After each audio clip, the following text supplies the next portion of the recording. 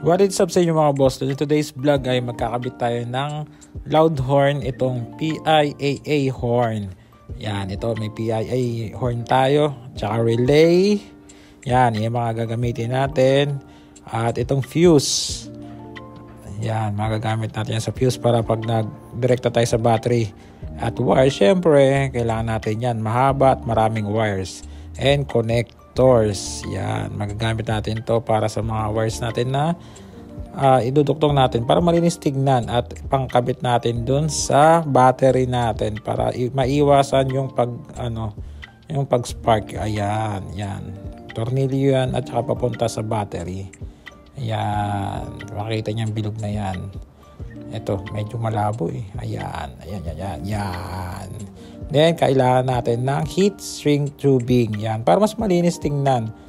Para hindi tayo gagamit ng tape. Kung mapapansin nyo, di ba, walang tape. Yan.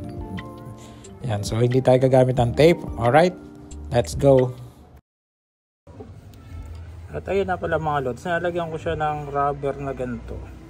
Para sa mga hindi nakakalam kung paano ilagay. Ganito yan mga lods. Nilagyan ko na siya ng terminal. Ayan, tulad yan. Itong gagawin natin. Nabibili lang din yan sa Shopee. Para secured lang. Ayan. Tapos kailangan nyo ng lighter. Painitan nyo lang.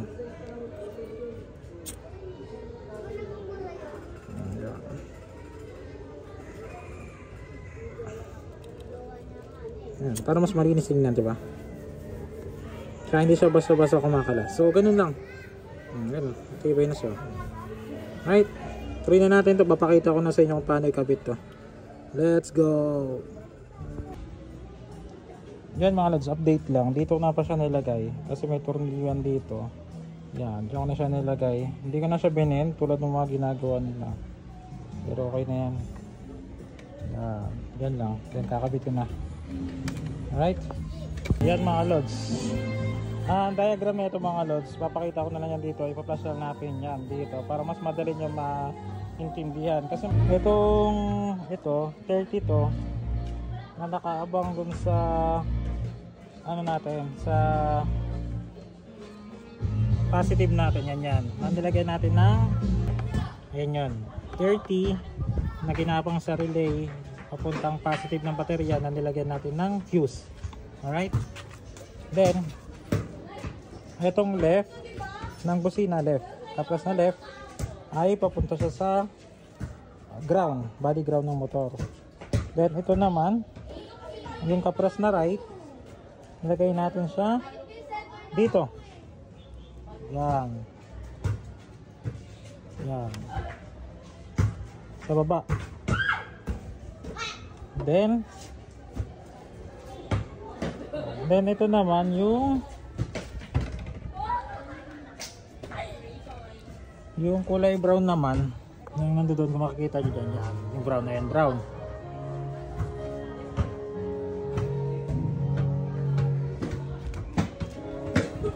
Papunta siya dito. Yan. Then yung kulay pink naman, nagaling sa ilalim ng busina, yung negative, papunta siya dito sa kabilang side. Yan. Okay, then yun lang naman. Ganun naman siya, hindi naman siya ganun ka nakakalito. Alright, pero maglalagay pa rin akong diagram dyan mga lods para mas malinaw. Kasi tag na ito, ukit na yung yung number dun matandaan ko na lang kasi may diagram din ang sinusundan. So yun, pakover na natin to para malinis tingnan. Alright, medyo maingay lang din kasi yung sa kabila may party kaya hindi tayo magkarinigan, nag-timing pa. So alright mga lods, sasarado ko na yan para mas mabuti, mas maganda tingnan. Ayos.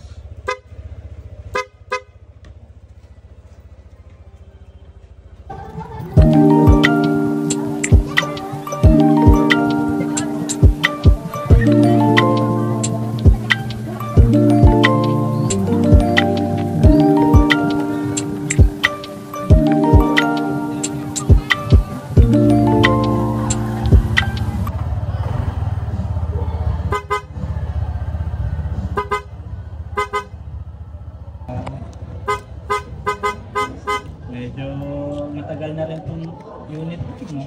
Oo, ano pa yan? 19. 2019. Lumalaban pa rin. Oo. Wala pang pambili po eh. Ito ba eh, kinuha on cash o tulugan din? Cash po ka. Cash. Ayos. At least, wala masyadong problema. Oo, kasi yan din eh. Pinulugan mo kasi, hindi mo naman mamalayan yung budget mo. Biglang Ganon din. short ka na kasi. Oo. Ay, meron ka pa na akong 2,000, 1,000 kailangan. Hirap din. Ito yung nice na may share sa'yo sa Tito Unidos. Sabi dito sa text ko, at batay sa pag-asang buhay na walang hanggan, na matagal nang ipinangako ng Diyos na hindi makapagsisinungaling. Sabi sa teksto, mayroong buhay na walang hanggan na ipinangako ang Diyos. Naniniwala ko ba dito? Ano naman po? Ayos naman.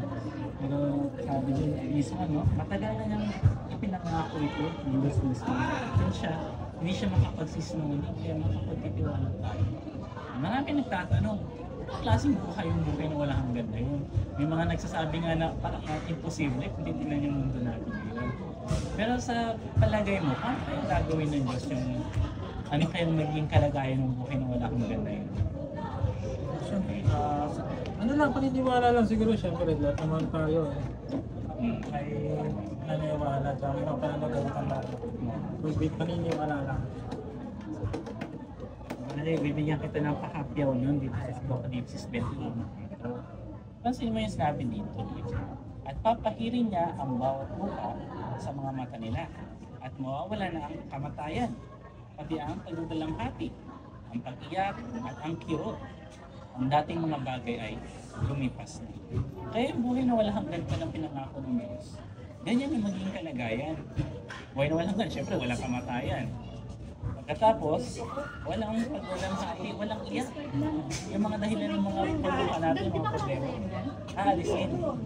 At yung mga kirot, masakit yung mga paan natin, arthritis, mga atake, wala rin dito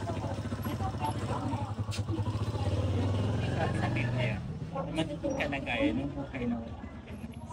At yun yung nice ko may share sa iyo, Luigi. Sabi ko sagutin na.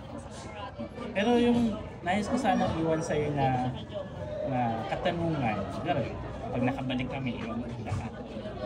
Kailan niya gagawin yung mga bagay? Diba? Ang ganda kasi ng mga pangako, pero meron kami iba nakakausap. Gandang pakinggan, pero parang matagal ko nang napakinggan yan. Nasabi nyo na yan sa akin natin. Kailan ba yan? No, parang hindi pa dumadating.